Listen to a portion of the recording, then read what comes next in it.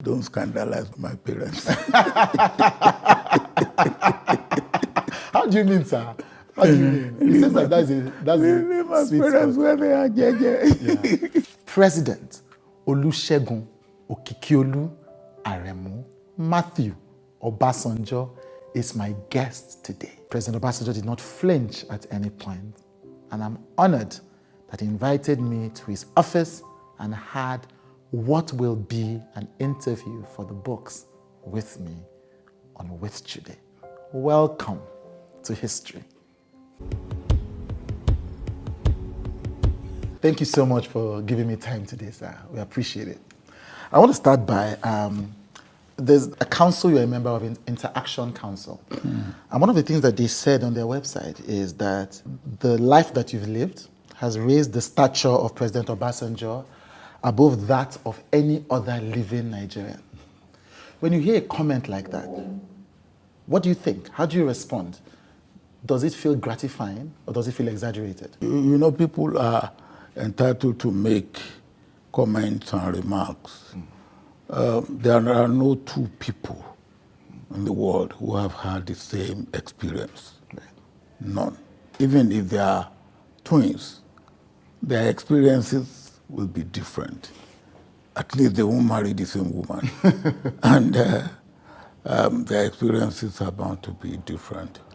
I thank God the opportunities that I have had, both local, continental, and global, that have made me to have the advantage of meeting and sharing views and actually interacting with some of the best brains and best achievers in the world, whether in the field of politics, in the field of religion, in whatever field, diplomacy, business, agriculture, whatever.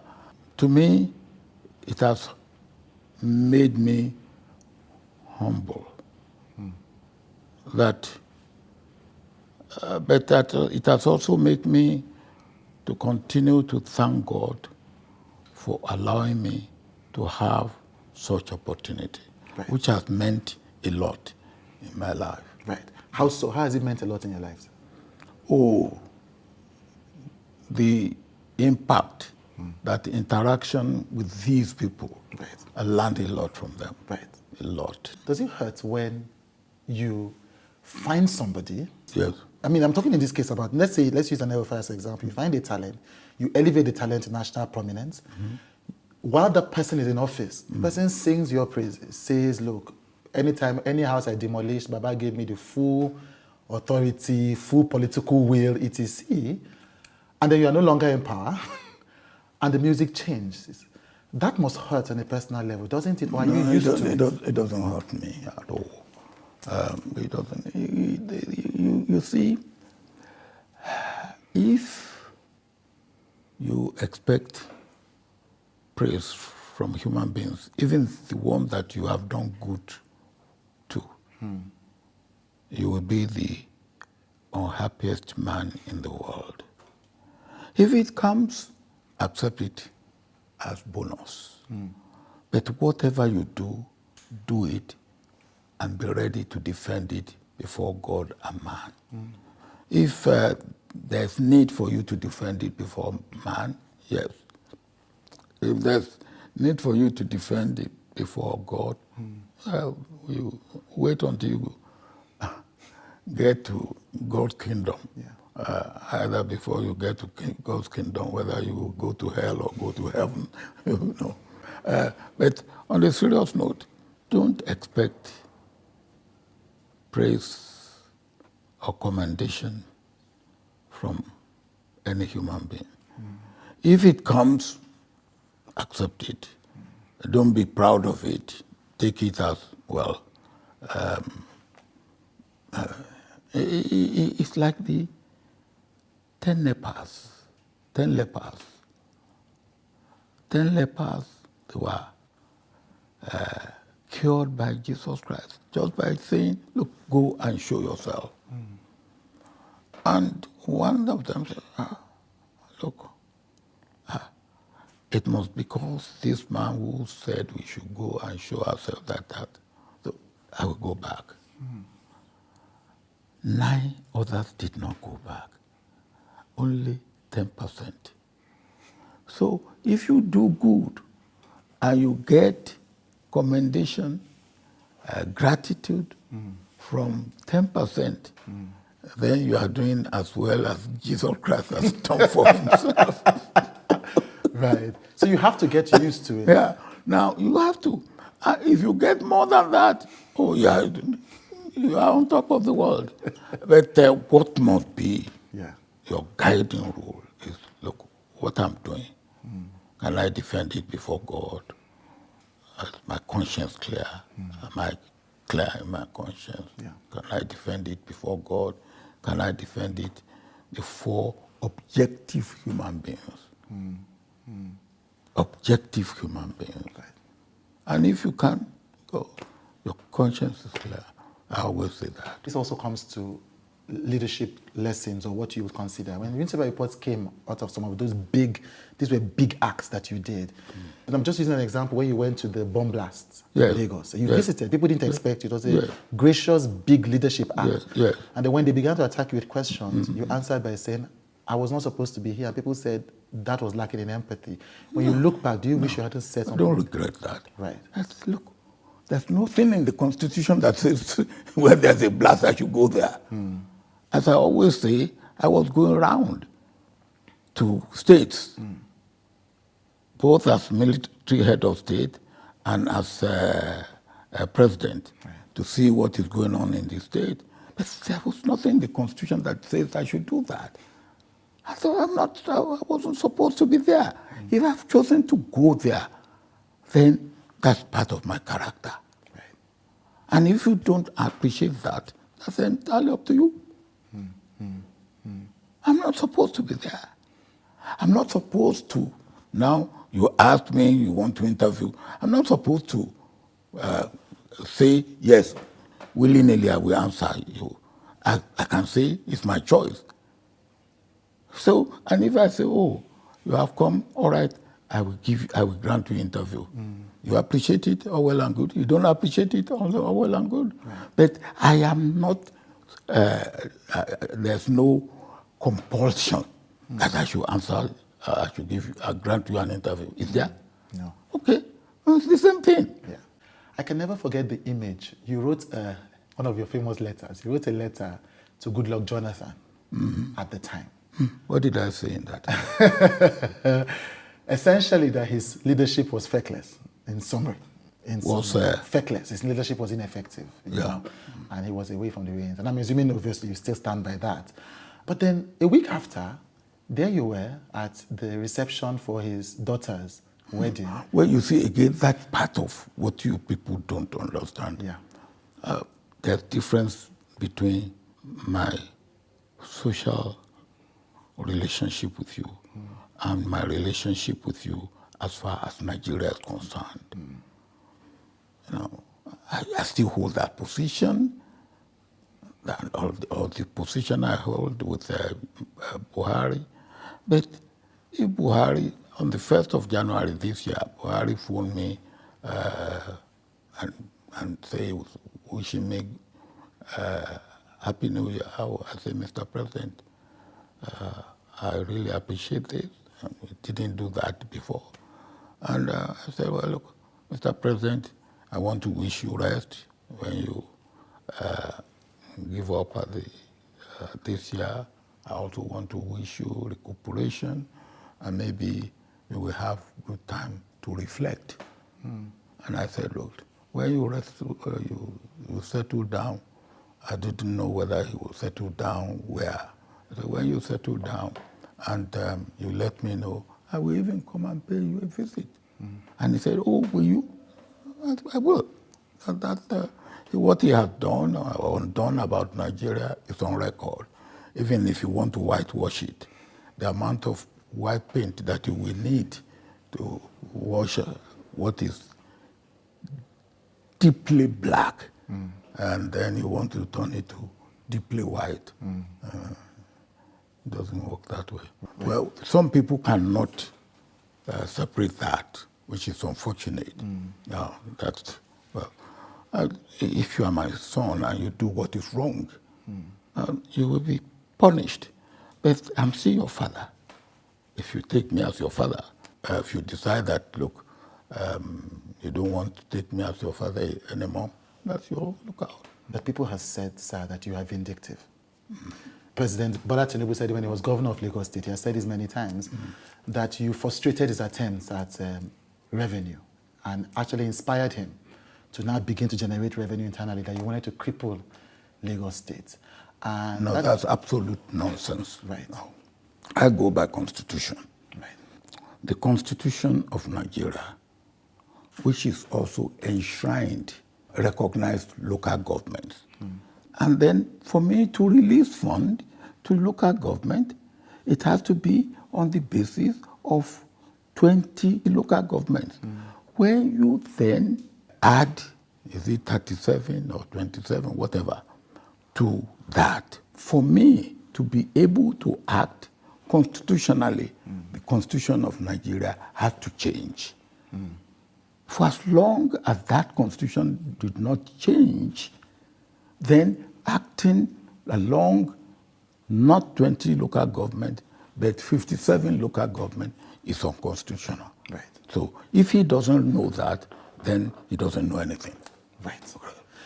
But what do you say to that charge? So is he that one that make him to have alpha, beta? Huh? Right. So on the You charge, didn't answer that. yes, sir. It's a question for him to answer, sir. Okay, It's a question for President Tinubu to answer about alpha beta. But the charge of vindictiveness, sir, what do you say to that? People have said it more than once. You know, Alami Eseka has said it, Ibori had said it. No, well, these people, let them give you chapter and verse. If Ibori has said it, I hope he has not, but if you say he has said it, what happened to Ibori?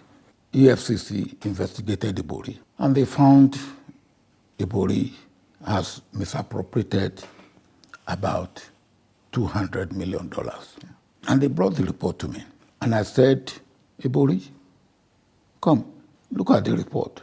Okay, assuming you have wasted 50 million, go and give EFCC $150 million. Then he came back and said, okay, where should we put it? I said, look, it's not your money, it's the state, your state's money. Give it to your state. He said, how do I do that? Open a central bank account for me, which I did. And then he came back and said, oh, if he just put money in central bank account belonging to Delta, I should open central bank account for all states. I did. Then he thought he was being clever. He took $15 million cash to Ribado. And Ribado came and said, put it in their account in central bank. And then we still pursue it. So it was pursued up to London, where he went to prison. So if that is vindictiveness, I would say let Nigeria have more of such vindictiveness. Third term, sir. Third term. Answered this a couple of times. Now, the people who believe you, you know, when you said you didn't seek, and you've said that everything, you've never had to fight for anything, that God gives you things. People said, okay, if you didn't seek third term, why didn't you vehemently discourage people like Tony Aneni, who were said to be lobbying? Maybe it wasn't you, but these were your handsmen. Why didn't you discourage them firmly from asking for a third term for you? But did Aneni tell you that I ever said to him, go and do the third term for me? No, he didn't. Okay. But you could have asked him to stop, sir. But he didn't tell me doing it. He did not. So you were not aware? I'm not aware that Aneni is lobbying for third term. Or anybody else? No. The governors are, some of them, but they were doing it for themselves. How so? Because if the president gets third term, they too will also get third term. Right. And there was nothing that will stop them because they were not doing it for the president, they were doing it for themselves. So why don't people believe you when you say, when some people believe you, or many people believe you when you say, you didn't want a third term? Why does it keep coming up, sir? Well, why does it keep coming up when they even know that the amount of money spent in for NEPA is not what Yaradua called it or what Buhari called it? You answer that question. Those are heavy allegations, sir. Right. So it's just the nature of the political game, is what you're saying. I was military head of state, and Sharia became an issue in the Constituent Assembly. I think it was Constituent Assembly. Yes. And I called somebody who was very vehement. I called him, I said, look, you, Sharia Court of Appeal, you won't go there. You won't take any issue there. He said, yes. But why are you? He said, politics. Politics. So what suits people politically, they will say or do, not what they believe, Right. or what they mean. So I don't go by what people say, I go by what people do. Spoken a bit about character and integrity, yeah? And people, when they want to throw mud at you, say, but you, Seth, you too were corrupt. And then they talk about, they say, ask questions like, how did he get the money to establish Bells University? How did he get the expanse of land for the Obasanjo complex? Look, how is he so wealthy? Okay, go to Bells University, let them see the account. I started as a secondary school, and I built every house in the school by myself, direct labor.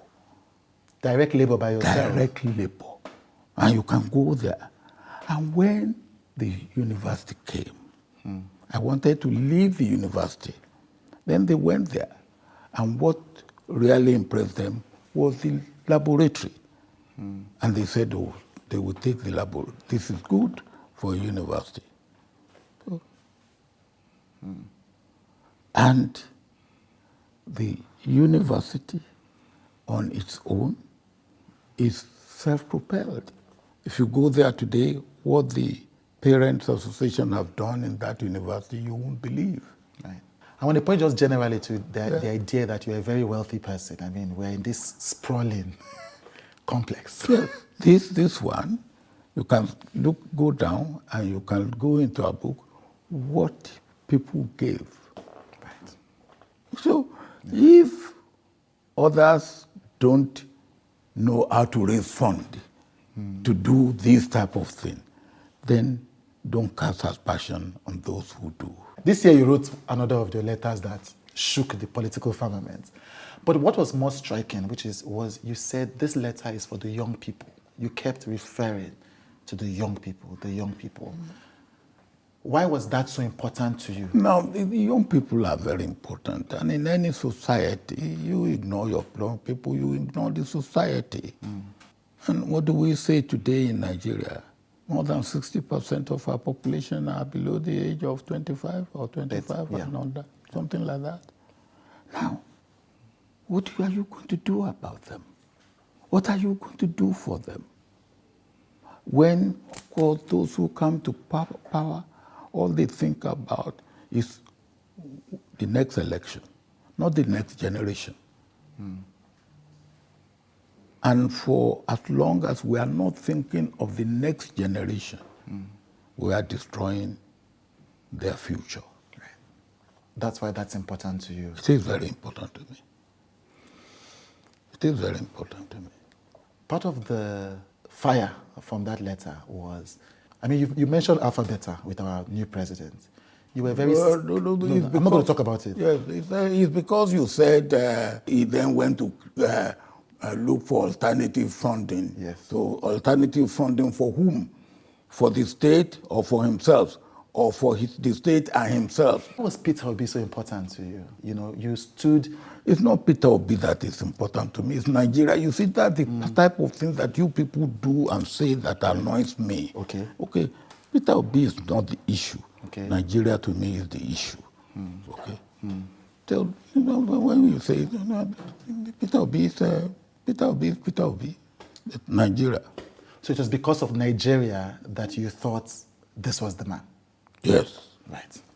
For Nigeria that I believe we need to have at this point in time, Peter Obi is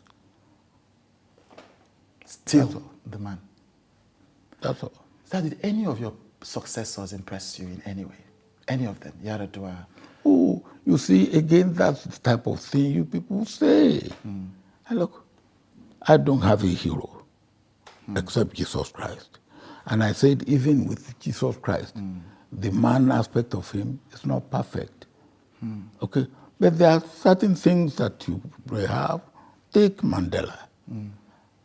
How can you stay in prison for 27 years and still have no grudge against those who put you in prison?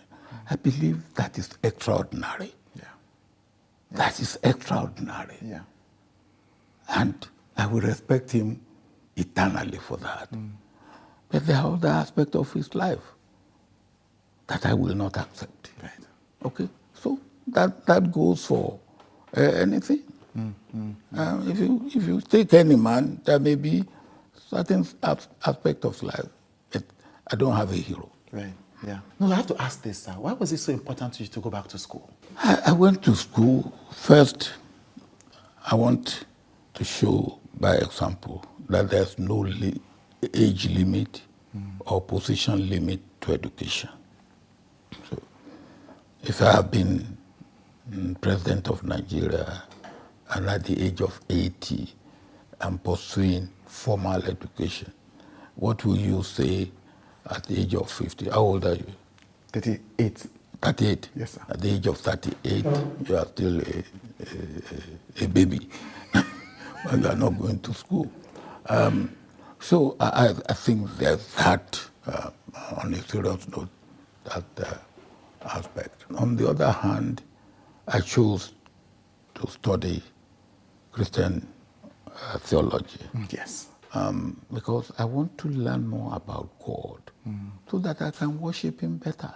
And anything you learn about, you will understand it and take Steps to notice of it or do whatever you need to do about it. Yeah. That's all. And I enjoy it, and it was good for me. And What do you think is going to happen to Nigeria under 8 years of President Bola Tinubu? Will we succeed? I will not comment. Okay, that's fine. I figured that, but I had to ask, what is the legacy that you most want to be remembered for? That I came here, and God was immeasurably kind to me and showed His grace on me. And I thank God for that. Thank you so much for the pleasure of your time. This has been an incredibly enlightening session. Thank you, sir. And thank you very much. Thank you. For being, what do you call yourself, obdurate? Thank you, sir.